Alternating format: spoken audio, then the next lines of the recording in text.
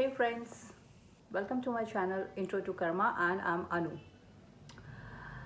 8 मार्च हम सब लोगों ने वुमेन डे सेलिब्रेट किया। वाओ, वुमेन डे, कितने ही मुबारकबादें दी हम लोगों ने एक दूसरे को, कितना ही ज़्यादा फॉरवर्ड्स किए मैसेजेस, और आप कह सकते हैं मीम्स भी बनाए हमने इसके ऊपर। वुमेन डे है। कुछ सवालात मैं आज पूछना चाहती हूँ। मेरे ख्याल से वुमेन के ऊपर बहुत औरतें बोलती होंगी, बहुत लोग बोलते हैं वुमेन ये, वुमेन वो, women empowerment, feminisms and this and that and blah blah blah blah blah blah. एक सवाल, मैं आई एम सॉरी, इससे पहले मैं एक वर्ड ज़रूर बोलना चाहूँगी कि मैंने ये वीडियो उस फेक फेमिनिज्म के लिए नहीं बनाया है जो सिगरेट के छल्ले उड़ाती हुई सड़कों पे खड़ी हुई हैं and they are like oh dude, हम आदमी से कम थोड़ी ना है। ना मैंने उन लोगों के लिए बना रही हूँ जो अपने अंडर आर्म्स के बालों को फ्लॉन्ट करते हुए दिस इज़ आवर राइट। ना मैं उन लोगों के लिए बना रही हूँ जो अपने हाथ में सैनिटरी पैड्स को ब्लैक कलर की थैली में क्यों लेके जा रहे हैं, इसके ऊपर भी प्रोटेस्ट करती हैं। ना मैं मी टू के लिए बना रही हूँ। No, voice of a woman, औरत क्या है। ओशो जैसे शख्स ने औरत के ऊपर पूरी एक किताब लिखी है, द बुक ऑफ वुमेन। आप लोगों को जिसको भी इसे पढ़ना हो तो ज़रूर पढ़िए। मैं इस पूरे सिनेरियो के अंदर एक बात बोलती हूँ कि आदमी हमेशा एक औरत में अपनी माँ भी ढूंढता है, अपनी बेटी भी ढूंढता है, अपनी प्रेयसी भी ढूंढता है, और माँ जैसे ये चाहता है कि मेरे को वो मेरी गलतियों पे किन्हीं भी परिस्थितियों में एक औरत से वो माफ़ी की उम्मीद भी करता है। आज मेरे से ये गलती होगी, मुझे माफ़ कर दो। ठीक है जी, आपको माफ़ कर दिया जाता है। एक औरत उस हिसाब से भी होती है, ढाल लेती है अपने आप को कि वो उस चीज़ को माफ़ भी कर देती है। सवाल मेरा यहाँ पर आके एक उठता है कि क्या सेम परिस्थितियों के अंदर एक आदमी उस औरत को माफ़ करेगा या नहीं, या चरित्रहीन का टैग लगा दिया जाएगा उसके ऊपर कि ये चरित्रहीन है। हसन मंटो ने ना बड़ी खूबसूरत लाइन लिखी है ऐसे मर्दों के लिए कि आदमी हर औरत से अदाएं तो ज़रूर तवाइफों वाली चाहता है, मगर वफादारी कुत्ते जैसी चाहता है।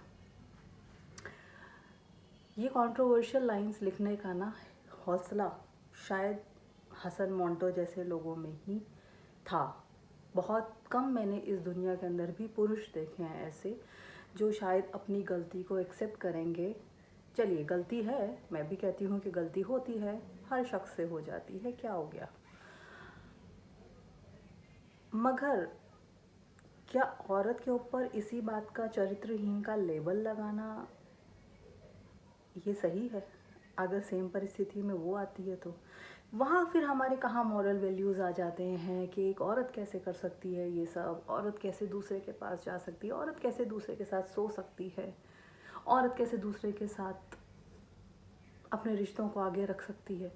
अरे भाई, तुम्हारा दिल है तो किसी औरत का भी तो सेम दिल होगा ना। फिर हम कहते हैं कि बैलेंस नहीं है। कभी हमने देखा है, मैं अभी बुक ऑफ वुमेन की ही बात करती हूँ तो उसमें बहुत सारी चीज़ें दी है कि सदियों से जिसको कह सकते हैं एक औरत को, औरतों को इनफैक्ट दबाया उस हद तक गया है जो कि एक आधी जनरेशन थी, एक आधी, जिसे कहते हैं पॉपुलेशन का आधा हिस्सा जिसको कहते हैं हम औरत को देते हैं, और हमने जिसे कह सकते हैं उसी टाइम पे ही औरत को इस हद तक दबा दिया कि उसकी आवाज़ उठने से पहले ही हमने बंद करा दी गई।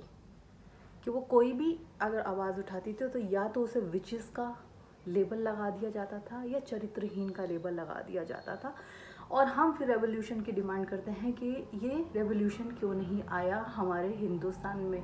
शायद अभी तो वर्ल्ड के अंदर मैं कह सकती हूँ फिर भी थोड़े चेंजेस होंगे कुछ कुछ कंट्रीज़ के अंदर, I can say, but overall अगर सिनेरियो को देखो तो हर जगह पे औरत का हाल तो वही है, चरित्रहीन का लेबल, या फिर आप ग्रो नहीं कर रहे हैं तो आप पे ये चीज़ आ जाती है। आज की डेट में भी हर औरत जो इतनी पढ़ लिख गई है उससे यही डिमांड की जाती है कि वो एक घर को संभाले, वो बच्चे भी पाले, वो नौकरी भी करे। मगर 24 घंटे तो उस मर्द को भी मिले थे ना। क्या हम औरतें इस चीज़ को एक्सेप्ट करती हैं कि कल को हमारे बच्चे बड़े होंगे तो हमारे साथ, हमारे बच्चों की जिससे भी शादी हो, जिस भी लड़की को हम लाएं अपने घर, तो उसके माँ बाप ने भी तो उसको उसी तरीके से पढ़ाया हुआ, उसके पास भी वही 24 घंटे होंगे। तो क्यों हम इन लोगों को चीज़ों को नहीं बदलते? आधी जनरेशन हमने तबाह कर दी उसके, बिकॉज वुमेन जिसको कह सकते हैं वो एक बेहद स्कॉलर्स, आपका जितनी भी पोइट्रीज़ लिखी गई हैं, जितनी सब चीज़ें हैं, आप ये चीज़ देखिए, पेंटर्स, कविताएं लिखने वाली अमृता प्रीतम जैसे लोग जिन्होंने शायद बहुत ज़्यादा क्लोजली कई चीज़ों को एक औरत की महसूस भी किया है, लेकिन इतने में से कितनी ही औरतें निकल के आई और कितनों की आवाज़ें दबा दी गई। ये हमने कभी सोचा नहीं इस चीज़ के बारे में। आज भी जब लड़ाई होती है तो सिर्फ किसी भी औरत पे उंगली उठाने के लिए माँ और बहन की गाली का ही इस्तेमाल होता है। कभी आदमी ने अपने पे तो गाली दे के नहीं देखी, तो किस हक से वो किसी औरत को माँ और बहन की गाली देता है? और मेरा सवाल उन मर्दों से ज़रूर है जो कभी कभी हाथ उठाते हैं और कभी कभी गाली गलौज कर देते हैं अपने घर की औरतों के साथ, और फिर वो ये उम्मीद करते हैं कि सब कुछ अच्छा हो। क्यों वो ये सोचते हैं कि जब हम स्ट्रेस में होते हैं या हम अपनी गर्लफ्रेंड को या फिर अपनी बीवी को या अपने घर की बेटी को ही सही गाली देने का हक रखते हैं, लेकिन क्यों उनकी गाली उस टाइम नहीं निकलती है जब वहीं उनकी माँ खड़ी होती है सामने या उनकी बहन खड़ी होती है सामने? क्यों नहीं गुस्से में आके वो अपने ही माँ के ऊपर हाथ उठाते या अपनी माँ को ही क्यों नहीं माँ और बहन की गाली देते? क्यों एक स्त्री के साथ ये जो अपनी उसकी है, जिसको लगता है कि शायद मैं ब्याह के लाया हूँ तो शायद ये मेरी प्रॉपर्टी है, क्यों उसी के साथ ही ऐसा व्यवहार वो करता है? क्या ये एक पुरुष की, जिसे कह सकते हैं संकीर्ण सोच, उसका उदाहरण नहीं है? आप वुमेन को शोकेस जैसे चीज़ों को सोचते हैं, लेकिन कभी भी किसी औरत है ये क्या आगे बढ़ेगी, औरत है इसलिए ये नहीं कर सकती, अरे औरत हो इसीलिए बहुत इमोशनल हो आप, आपके बस की नहीं है ये राजनीति संभालना, या नहीं है आपके इसमें बिजनेस की किसी सीईओ बन जाना, आप सोचते नहीं हैं इस चीज़ के बारे में, क्योंकि आपको ये लगता है औरत है। कहीं पर भी आप देख लीजिए, चाहे वर्ल्ड की टॉप वुमेन में भी आ जाए तो भी आप ये देखिएगा औरत का टैग ज़रूर लगता है। आप इस चीज़ को हमेशा सोचिए। मेरा भी लाइफ का कुछ, कभी कभी लोगों से मैं जब बातें करती हूँ तो मेरी लाइफ का भी कुछ कुछ ऐसा तजुर्बा होता है जिसके अंदर कि मैं बहुत सारी चीज़ों को बोलती हूँ कि औरत को समान रूप, इक्वालिटी देने वाले मर्द इस दुनिया में कितने थे, कितनों ने उनके बारे में लिखा और कितनों ने उनके बारे में बोला। अभी हसन मोंटो जी का तो मैंने एक एग्जांपल दिया कि उन्होंने क्या बात बोली थी एक औरत के लिए। उन्होंने एक बात और बोली थी कि जो सिगरेट पीते हैं ना, तो सिगरेट पीने से भी ना औरतों के फेफड़े ही ख़राब होते हैं, किरदार ख़राब नहीं होते हैं। तो आप कैसे सोच सकते हैं इस चीज़ के बारे में भी कि अगर कुछ ऐसा है तो आपने उसके ऊपर लेबल लगा देना है। अगेन आई एम सेइंग कि सिगरेट पीना इज़ नॉट लाइक कि फेमिनिज्म की बात हो रही है, यहाँ पे नहीं हो रही है। मैं सिर्फ इनइक्वालिटी की बात कर रही हूँ जो हमारी सोचों में है। पुरुष ज़िंदगी भर, अब मैं यहाँ पर ओशो की बात ज़रूर बोलूँगी, जो अभी मैंने रिसेंटली एक उनकी बुक में भी पढ़ा था, उसमें कहा था कि औरत में कितनी संभावनाएं होती हैं। औरत के अंदर बहुत कुछ होता है बताने के लिए, औरत के अंदर बहुत कुछ होता है, इतना प्रेम होता है उसके अंदर कि वो अपना प्रेम किसी पुरुष की तरफ देना चाहती है, उसे चाहती है संपूर्ण रूप से। बट कितने % ऐसे पुरुष होंगे जो उस औरत का, जिसे कह सकते हैं, प्रेम पूरी तरह से स्वीकार करते होंगे। जनरली यही होता है कि पुरुष अपनी नाकामी को छुपाने के लिए